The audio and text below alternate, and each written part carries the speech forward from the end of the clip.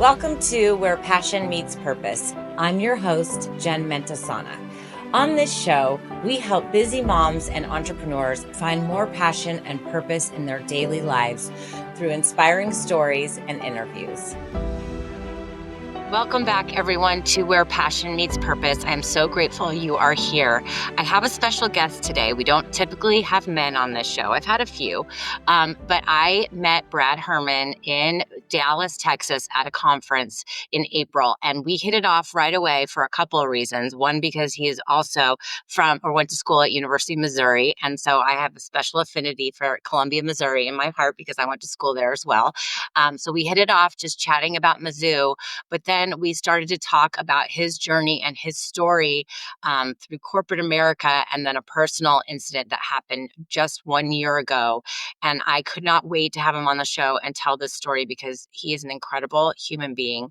Brad Hermann is the Vice President of Sales Operations at Rawlings in St. Louis, Missouri. For all you baseball fans, you know what Rawlings is.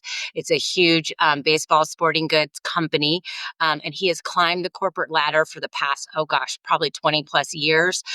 So I can't wait for him to share his story about how he climbed that corporate ladder to be where he is today, how he leads teams. He's also a certified coach and public speaker.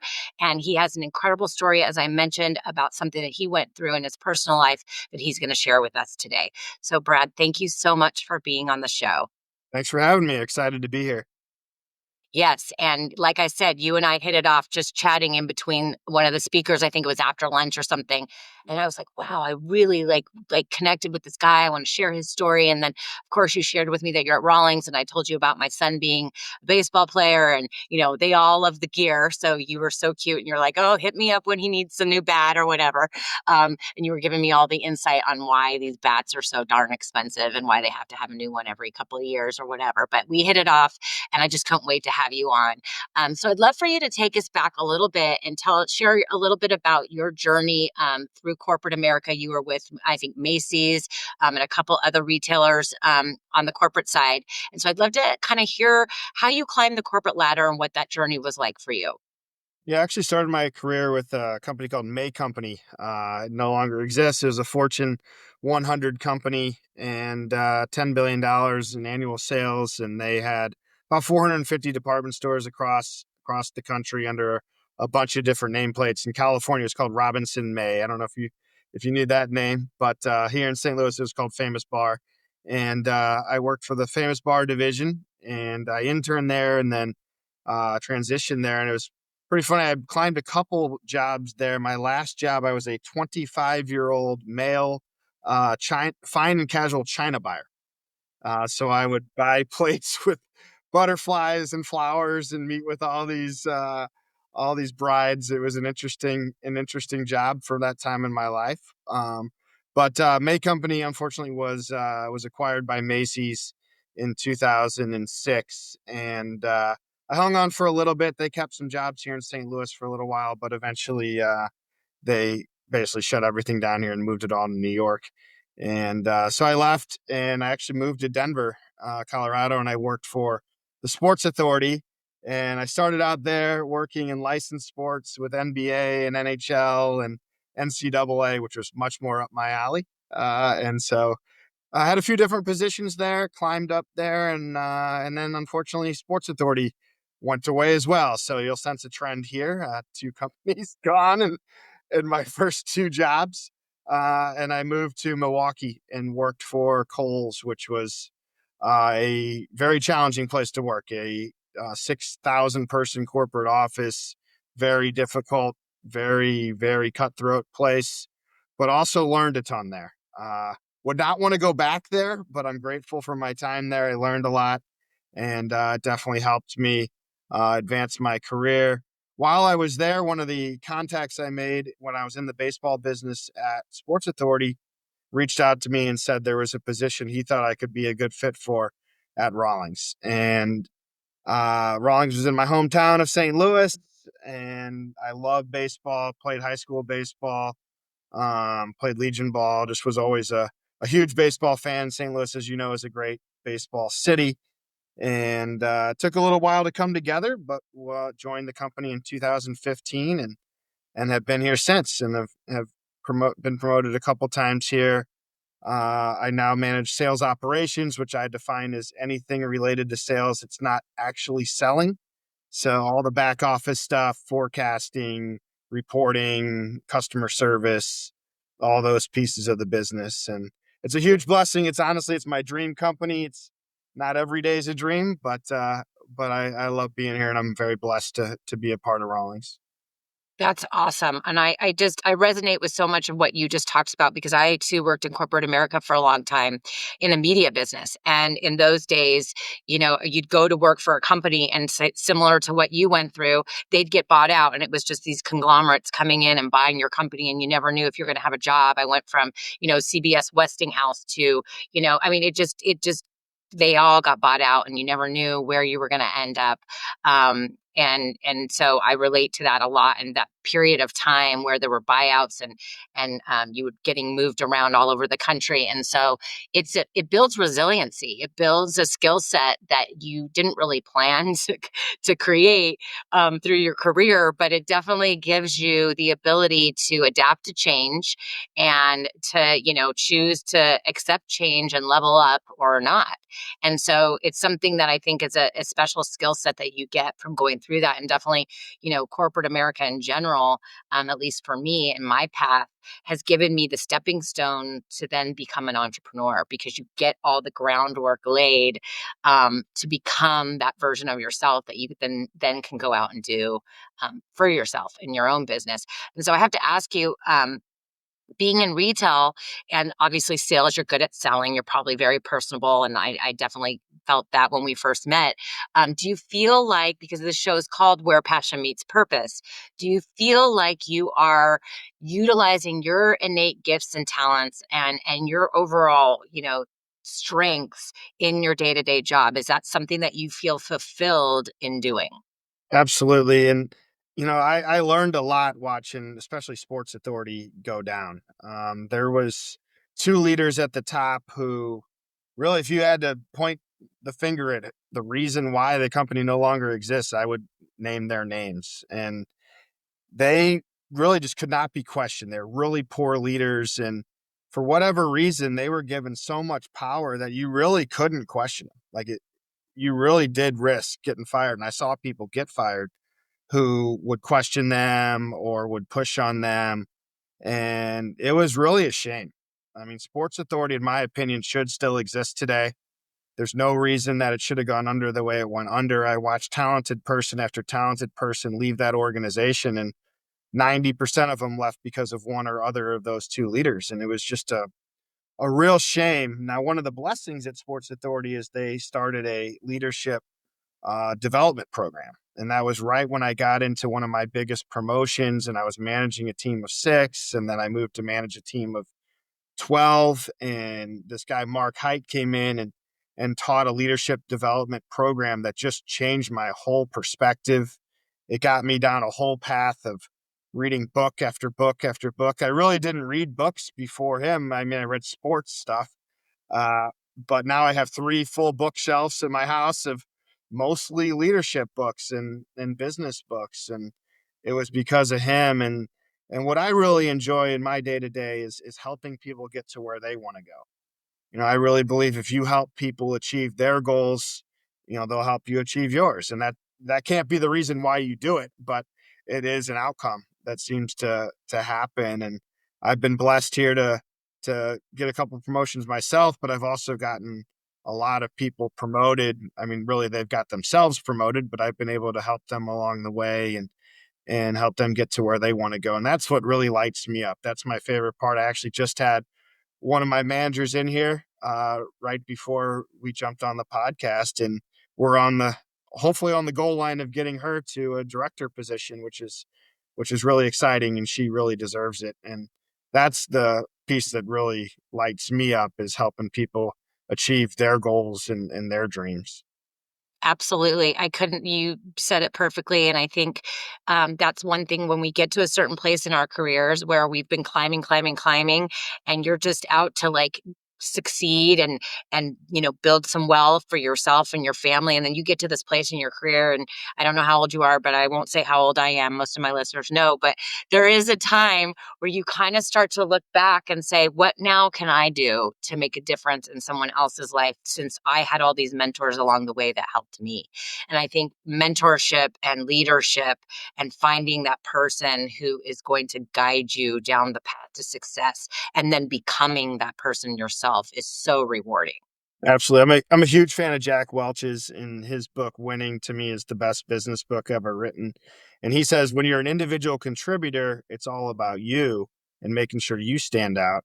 When you become a leader, it becomes all about others. And that is absolutely the case that I've seen in my own career. I'm going to quote another great author and business coach and motivational speaker, John Gordon.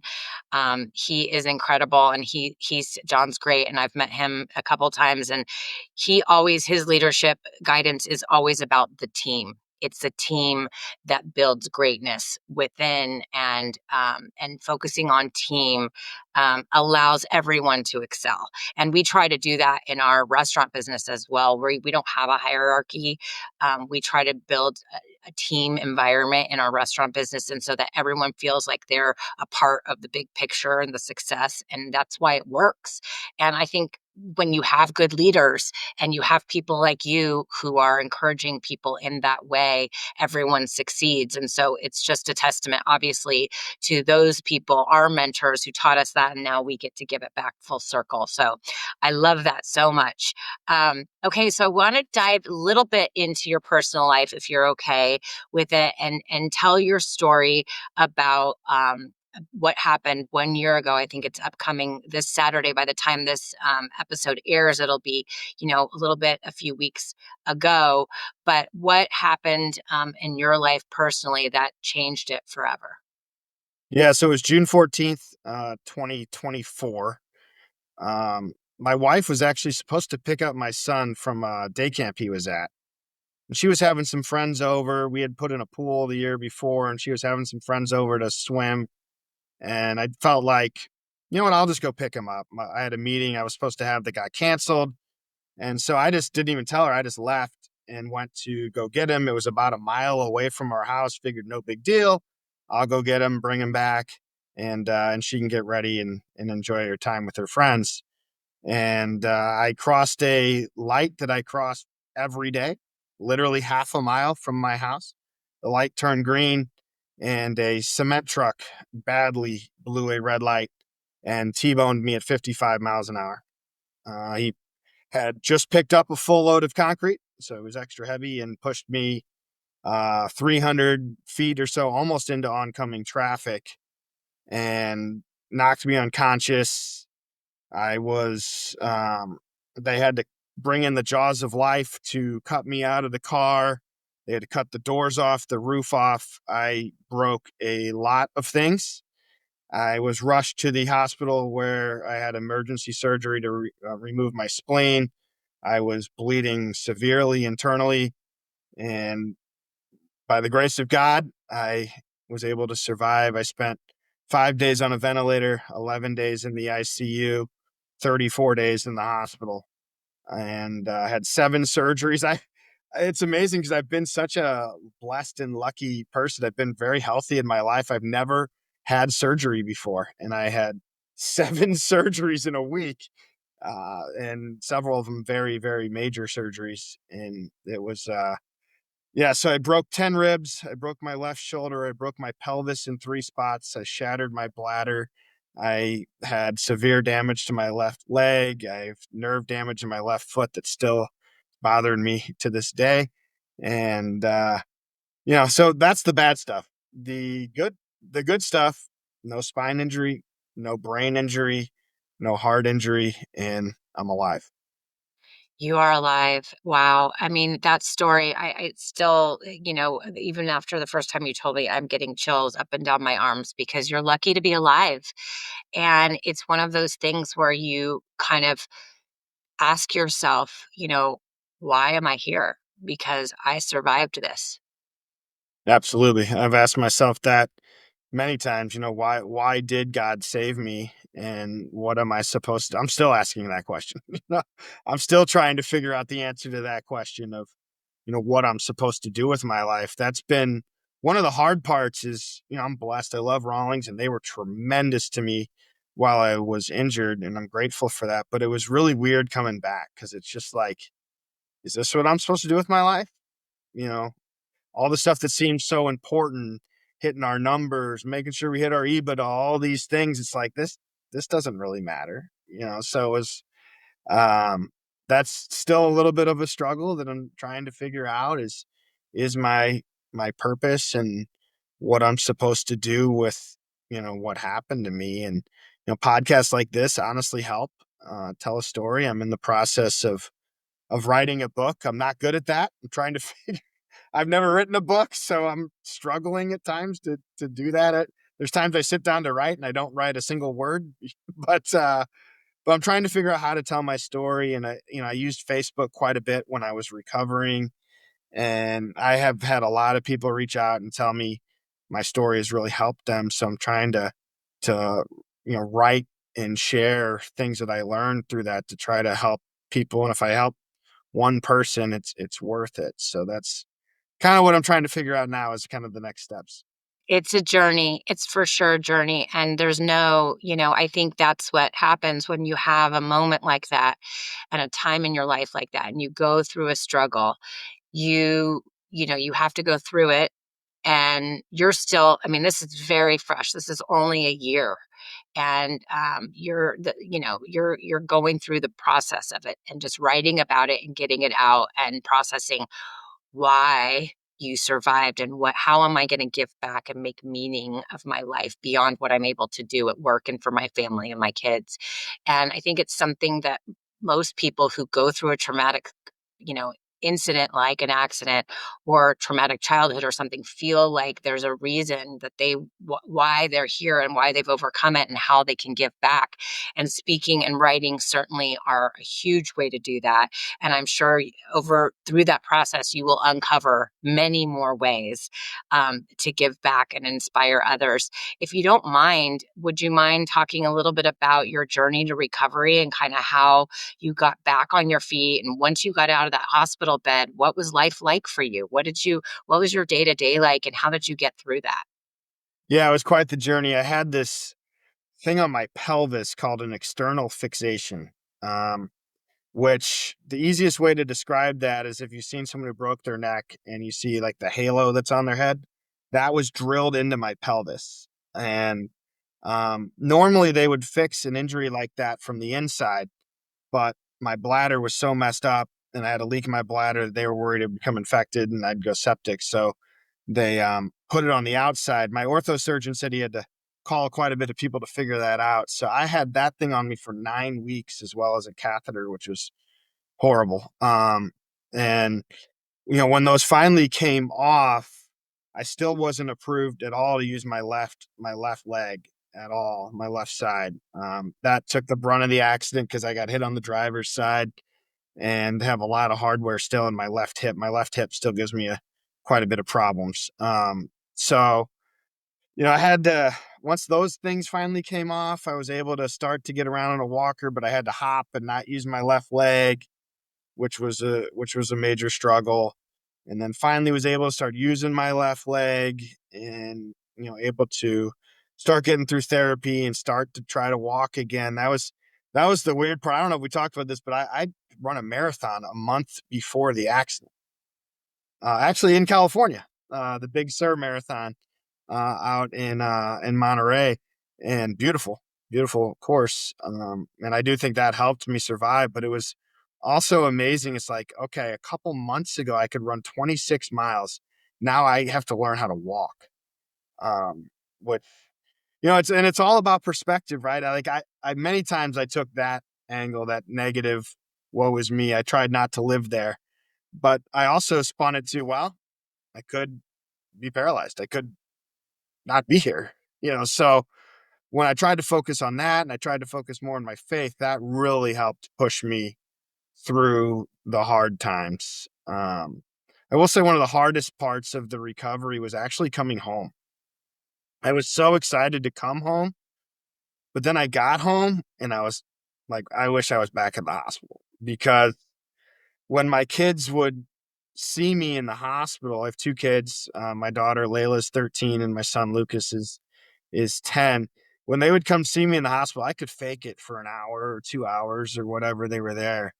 But when I came home, they had to see it. And that was hard.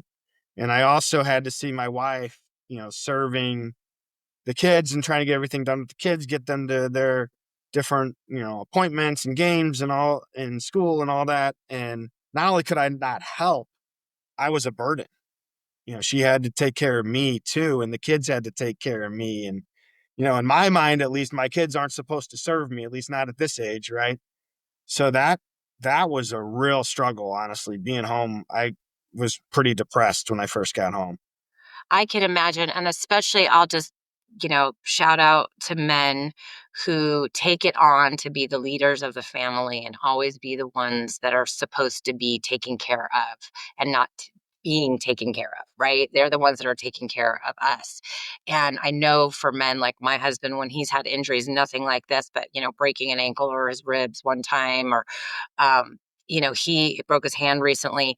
He gets so frustrated because he can't do the things that he expects to be able to do, not just from a human being standpoint, but from a man standpoint. I know that's a big thing and hard for men to have to watch their families being the ones to pick up the pieces where they can't, at the moment. So I can only imagine emotionally how that was for you. And we want to protect our kids. We don't want them to see us in pain, but at the same time, your kids watching you go through that and then being able to recover has probably been one of the great lessons of life, right? Is to watch their father go through something so horrific and then be able to come back and actually now make something of your life beyond what you've been able to do so far. And I think that's an incredible gift to give your kids. Yeah, for sure. For sure. And it's a tremendous blessing, and just all the small stuff now. I coach my kids' teams, and there was times where I'd be like, "Oh, I don't want to coach tonight. I'm busy. I've been working this and that." I don't say those things anymore. Yeah, I'm grateful for every minute I get to spend with my kids, especially. And that was a huge motivation to get better. Was I have to get better for my kids. Like, I have, people always say, like, "Wow, it's amazing you recovered." It's like, well, what's the other option? Like, I have to keep going. I have to get better. I have to be their dad again, and I can't lay in bed for the rest of my life. So I'm getting out of this bed. And it's not going to be easy, but I'm going to make it happen.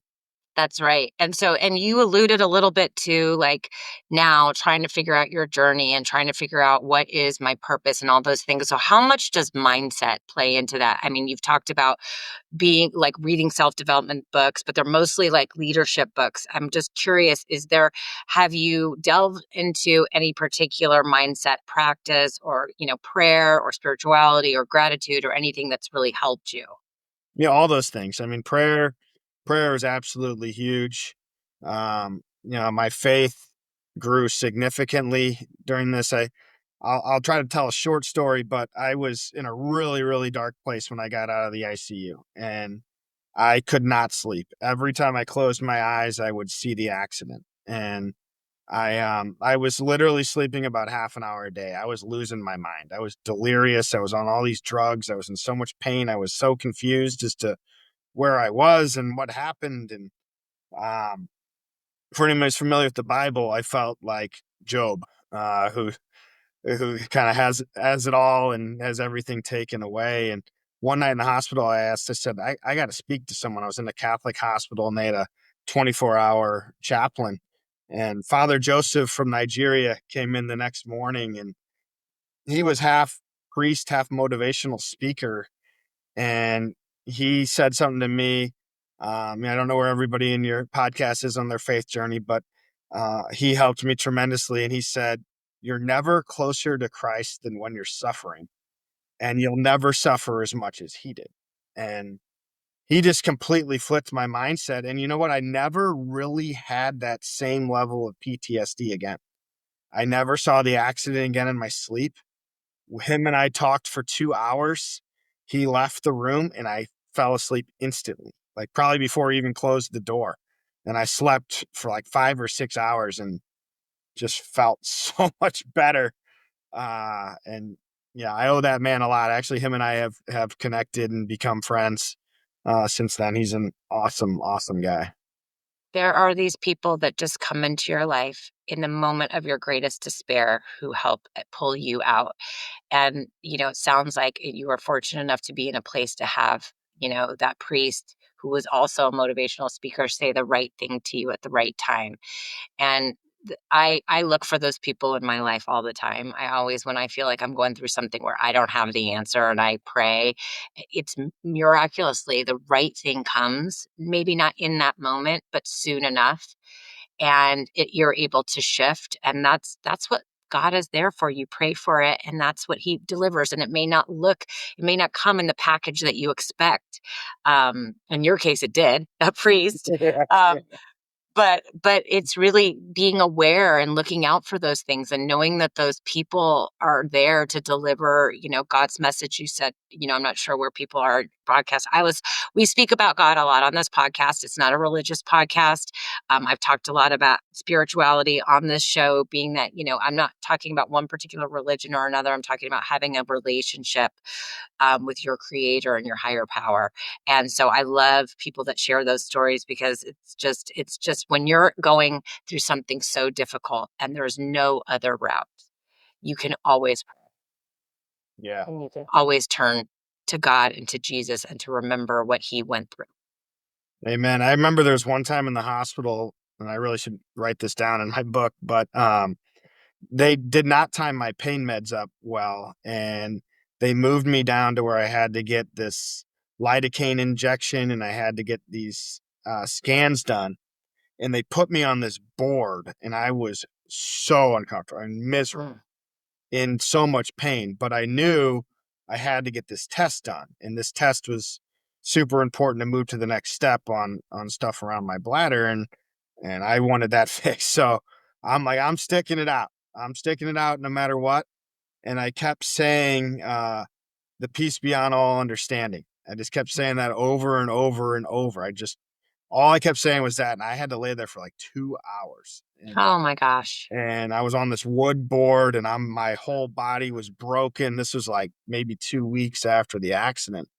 But what was amazing is I actually had peace in that moment. Even though I was in a lot of pain, I was at peace. I just kept saying it over and over and over. And it really did give me that peace. And I got through it. I got through that time, and um, grateful I did, because that allowed me to move to the kind of the next step.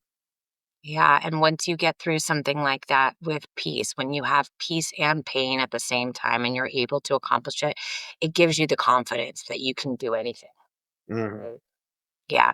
Absolutely. That's just incredible, Brad. I mean, your story is so amazing. I know so many people are going to resonate that are listening to this show, and I have no doubt that you're going to continue to impact people's lives through your journey. And telling your story is how we help others who are going through pain. And it may not look exactly like what you went through, but just a few words of encouragement of how you get through those things, and where you're going to take it. And it's what makes life worth living. I mean, we live for our kids, we live for our families, but we also live for meaning and for purpose. And so, what you're doing and sharing your story is just incredible. And please go write that book. I know it's hard. I just finished my second version of my manuscript. It's off to the Awesome. editor, and it wasn't easy, but you've got to find someone in your corner, set a special time every day to write, whether it's, an hour early. I had to get up at 5 a.m. for 3 months to get the back half of my book done because I was just dragging my feet. And I set the time and I did it every day, and it made all the difference in the world. And, there are people out there for anybody who's interested in writing a book or telling your story. We all have stories. My son calls it EHAS. Everybody has a story. He learned that in his video production class in high school. Everybody has a story to tell. And if you have a story to tell, it may not even be what Brad's story is about going through a horrible accident, but everybody has been through something that can turn around and help someone else. And if you have a story to tell, write it down, and then, don't worry about how it sounds. Just put it on paper. Don't worry about being the most eloquent writer in the world. Just put it on paper and then figure out the publishing and the editing process later. That's my advice and my little 2 cents for anyone who has writing a book on their heart. So can't wait to hear about when your book is finally coming out, and let us know, keep in touch. Let us know when you're speaking, or if there's any opportunities to, hear your story or support you in any way we can. And yeah, we're going to put all the ways to connect with you in the show notes, your LinkedIn profile. Where can people find you on social media? Yeah, I'm probably most active on Facebook. That's that. Facebook and LinkedIn are probably the two areas I'm most active. So just my name, Brad Hermann, Herman with two N's, Hermann.